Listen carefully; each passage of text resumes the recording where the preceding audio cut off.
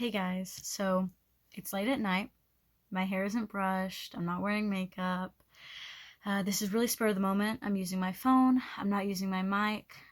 You could probably tell.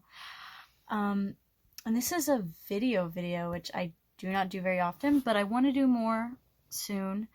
Um, so basically, I want to be talking about something that's been weighing on my mind a lot today because I woke up and my dad texted me a link to an article because he knows I like Final Destination. It's a bit of a guilty pleasure series, a bit of like, I'd say 2 through 3. I don't like 4. 2 and 3 are guilty pleasures. 1 and 5 I think are actually pretty decent.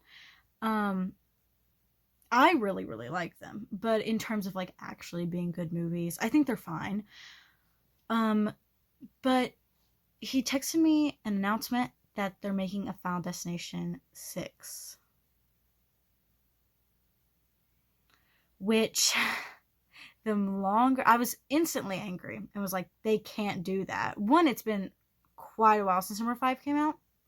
So essentially, major spoilers, by the way, I'm going to be talking about why they shouldn't do that. So if you haven't seen Final Destination 1 and 5, you don't have to watch all of them. But if you haven't seen Final Destination 1 and 5, and or you actually care about spoilers for it, then I would go ahead and click off this video and maybe come back after you've watched it. But till then, this is just like a reminder of the stuff that happened and like why a 6th one is a horrible idea. So, Final Destination 1 starts out with this kid named Alex, and he's going to Paris on a school trip with his French class. And he gets a premonition that the flight is going to go down and explode. He causes a scene. He gets kicked off the flight with a few other people. And then they see from the window that the plane does explode. And so that's basically the premise of all the Final Destination movies, is that someone gets a premonition, they manage to save a few lives, and then death comes for them one by one in the order that they were killed.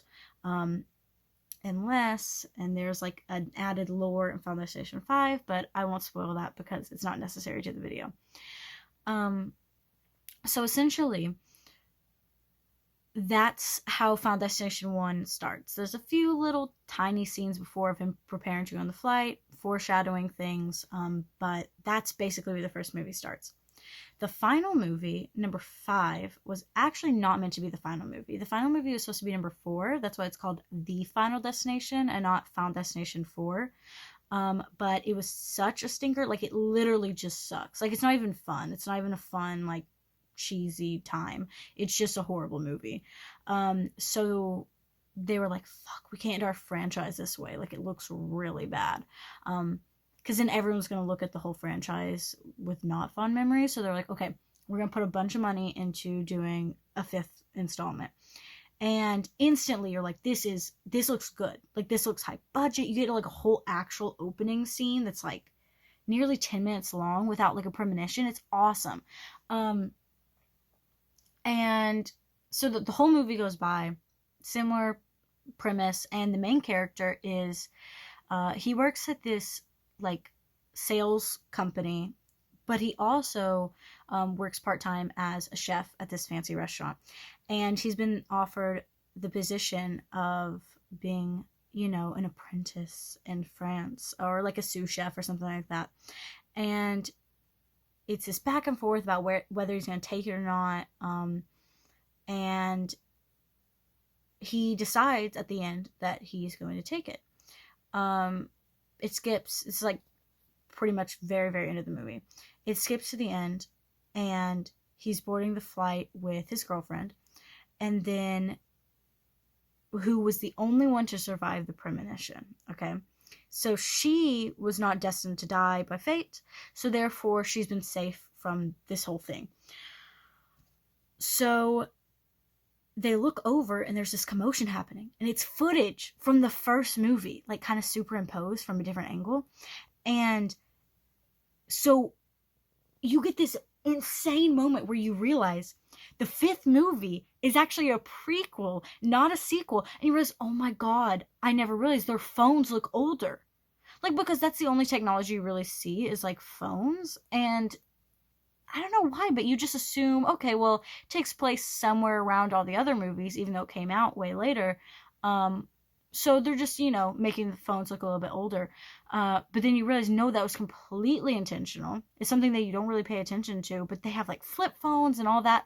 And you realize, holy shit, like, this is taking place before the first movie. This is a prequel. And so the whole reason that the flight went down in the first place, the whole reason that the first movie happened, is because this guy who was predestined to die is on the same flight.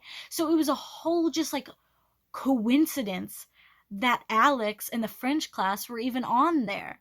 And it's made even worse by the fact that the guy's girlfriend is then killed in the plane crash because of the fact that she was going to Paris with him, so she was just one of the many plane casualties.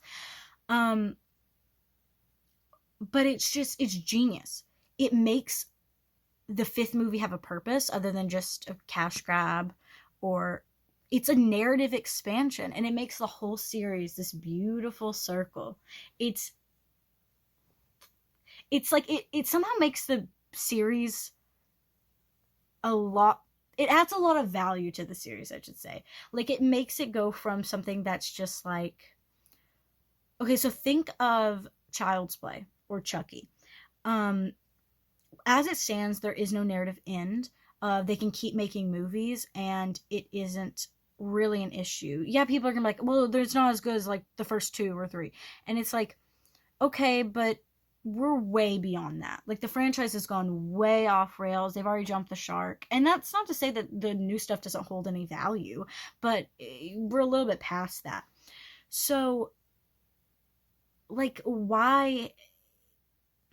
It doesn't have a narrative end, so therefore it is. I don't really think me or anyone else can get that angry that they're still making them, because you can just enjoy the old ones that you like and just be like, okay, whatever, and just wait for like a really great one to come out that you want to watch. And Scream, I'm actually really excited to see Scream 5. It's been getting good reviews from what I've heard. I haven't looked into it. My dad said it was getting good reviews, so we'll see.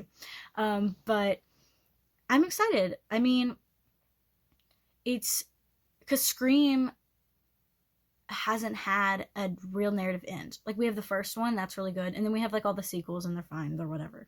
They're fine or whatever, or really bad. And so we don't have this nice little ribbon and bow on it. By the way, if you see me looking off, that's how I focus, because it's hard for me to look at myself and focus on what I'm saying. So if I look off, I'm not reading a script or anything. I'm trying to figure out what I want to say. So Scream, I think, could be wrapped up in this fifth one, or they're starting a new like era, but we'll see.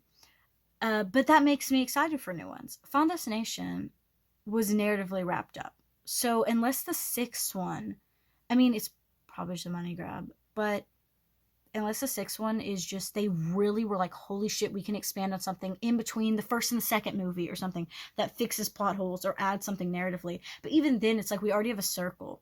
So are you really going to put another pinpoint in that circle? Or are you going to cut into it like a slice of pie? Like, you can't, you're taking away from the circle you've created. Like, as shitty as some of the things in that circle are, it's still a circle, and you still manage to do something actually clever with a big horror franchise.